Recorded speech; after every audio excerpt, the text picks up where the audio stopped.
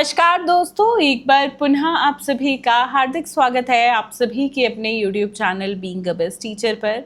दोस्तों, आज की इस क्लास में हम CDLU यूनिवर्सिटी के लिए मोस्ट इम्पॉर्टेंट क्वेश्चंस डिस्कस करेंगे for BEd first year. Subject हमारा रहेगा पेडागोजी ऑफ इकोनॉमिक्स एंड ये 100% गारंटीड क्वेश्चन रहेंगे आपके अपकमिंग एग्ज़ाम के लिए। सिर्फ आप यहीं से करिए, इतना ही करिए और कुछ रिक्वायर्ड नहीं है। साथ में मैं आपको बता दूं, जो आंसर्स का PDF रहेगा क्वेश्चंस का, वो भी हम आपको प्रोवाइड कराते हैं इन both English and Hindi medium. तो मैंने लिंक दे दिया है वीडियो के डिस्क्रिप्शन बॉक्स में, आप वहाँ से PDF को डाउनलोड कर सकते हैं, ठीक है। एंड जिनको सिर्फ क्वेश्चंस चाहिए, आंसर्स नहीं चाहिए, तो देखिए क्वेश्चंस का PDF आप फ्री ऑफ कॉस्ट हमारी मोबाइल ऐप से डाउनलोड कर सकते हैं।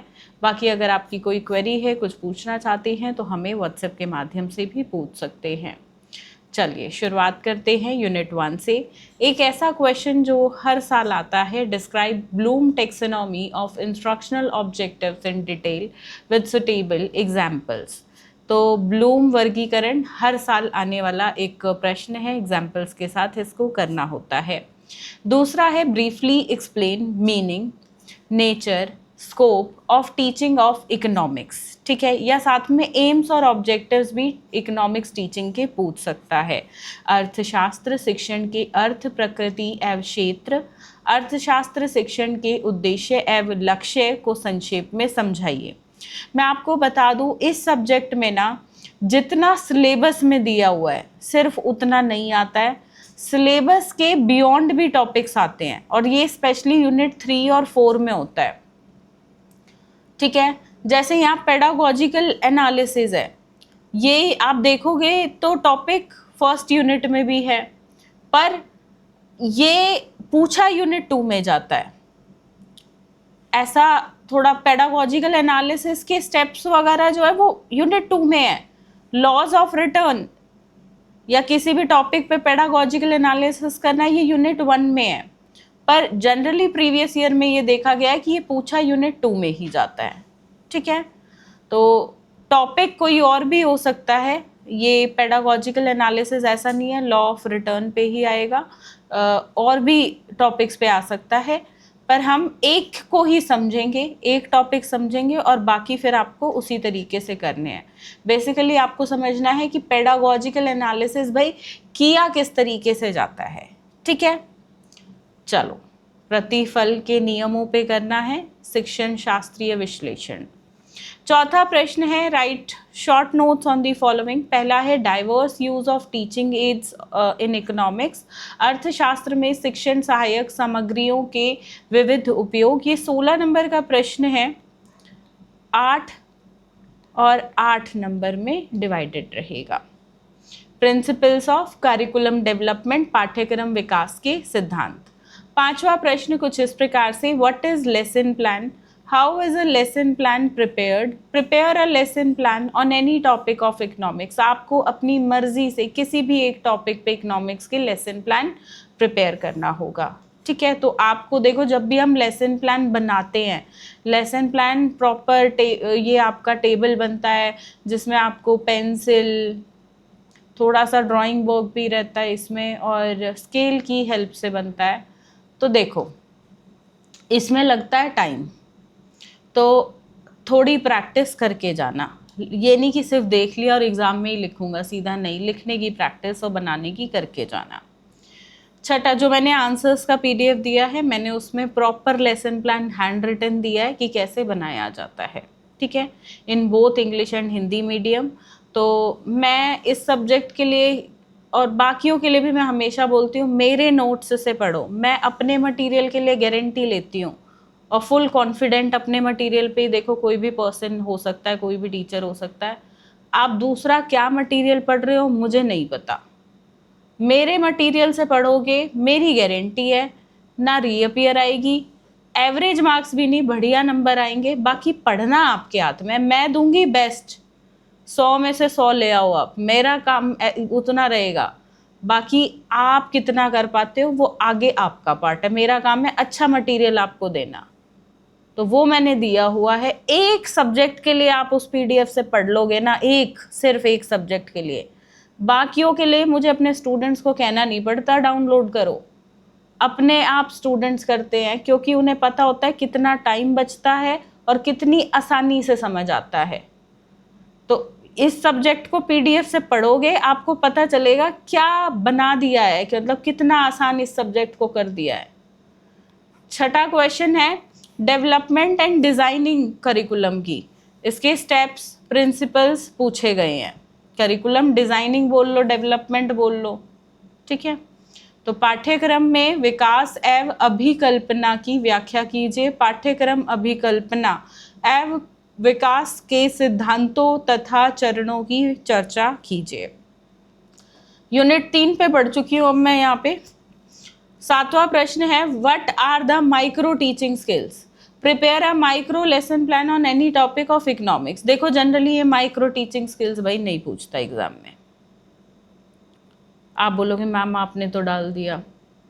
ये माइक्रो टीचिंग की जितनी भी स्किल्स हैं, मुख्य तौर पे इसकी 6 स्किल्स होती हैं, उन 6 में से किसी भी एक पे क्वेश्चन आएगा। स्किल ऑफ एक्सप्लेनेशन, आप अपने सिलेबस में बोलोगे सिलेबस में तो 3 या 4 ही दी हुई है, वो 3-4 से ही क्वेश्चन नहीं आता, उसके बियॉन्ड भी पूछा जाता है।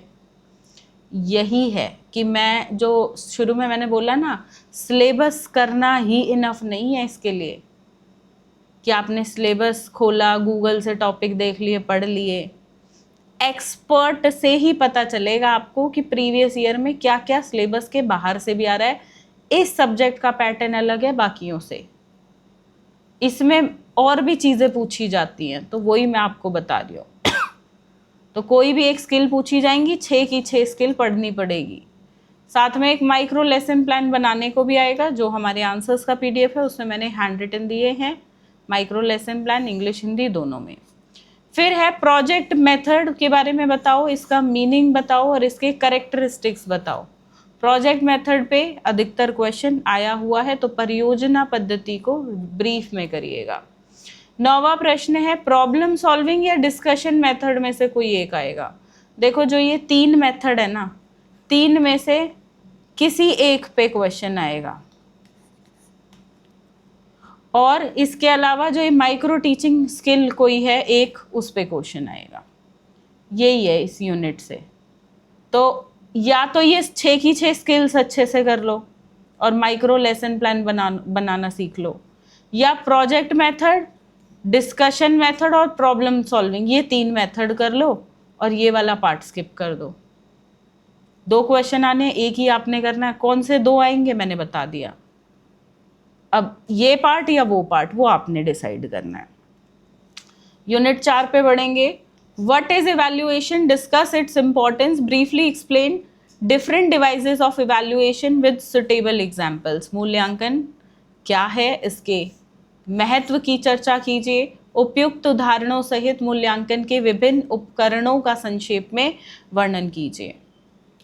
अगला प्रश्न 16 नंबर का ही है। divided into 8 and 8 marks. Diagnostic testing and remedial teaching, निदानात्मक परीक्षण एवं उपचारात्मक शिक्षण, formative evaluation and summative evaluation. FA पे भी क्वेश्चन ऑलमोस्ट हर साल आता है। अब फिर से 16 नंबर का प्रश्न, 8 मार्क्स, और 8 मार्क्स में again divided. Unit test and its preparation, इकाई परीक्षण एवं इसकी तैयारी, और इवैल्यूएशन डिवाइसेस यानी कि मूल्यांकन के उपकरण। ठीक है, क्लियर है? तो यही करना है बस। अब शॉर्ट नोट्स देखो, ये 16 नंबर के हिसाब से 12 क्वेश्चन मैंने आपको बताए हैं। इसमें से भी एक आधा मैंने बता दिया कि भाई किस में से कौन सा कर सकते हो, कैसे क्वेश्चन आएगा।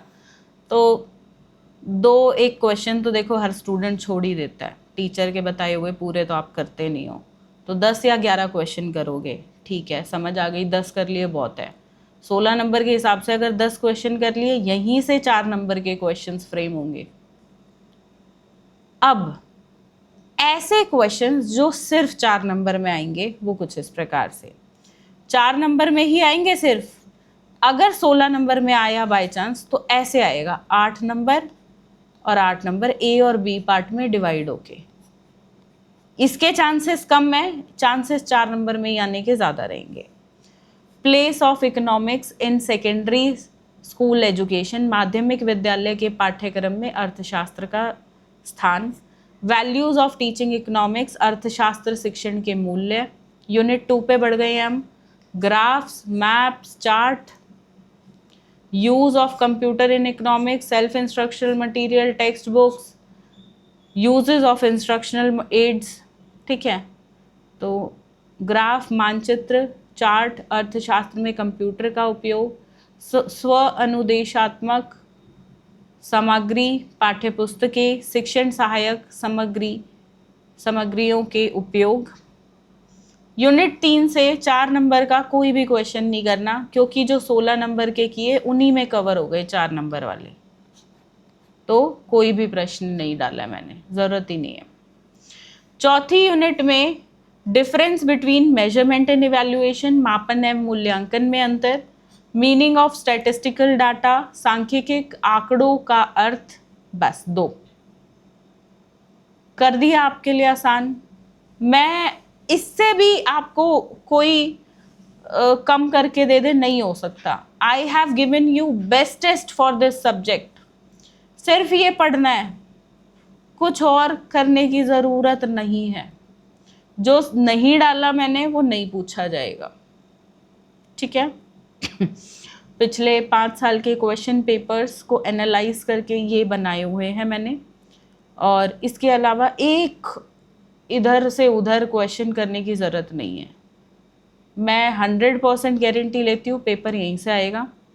हर यूनिट में से 2 क्वेश्चन पूछे जाते हैं, एक की मेरी गारंटी है, हर यूनिट से एक क्वेश्चन तो यहीं से आएगा, दूसरा भी यहीं से आएगा, पर ट्विस्ट कर दिया जाता है कई बार थोड़ा बहुत, ठीक है। बस यही चीज़ मैं आपको बोलूँगी। बाकी अच्छे से अपनी प्रिपरेशन करो। कुछ समझ नहीं आ रहा इस सब्जेक्ट से तो देखो कमेंट में करके लिख कर मुझे बता देना, ठीक है। और अगर इस सब्जेक्ट की मैराथन चाहिए आपको तो कमेंट करना। अगर ज़्यादा स्टूडेंट्स बोलेंगे, अगर 10 से 12 स्टूडेंट्स भी बोल देते हैं मैराथन की नीड है, तो definitely I will conduct, okay. चलिए, बाकी आंसर्स का PDF लिंक वीडियो के डिस्क्रिप्शन बॉक्स में है, उसी से पढ़ो और कुछ नहीं पढ़ना, ठीक है। चलो, धन्यवाद, जय हिंद।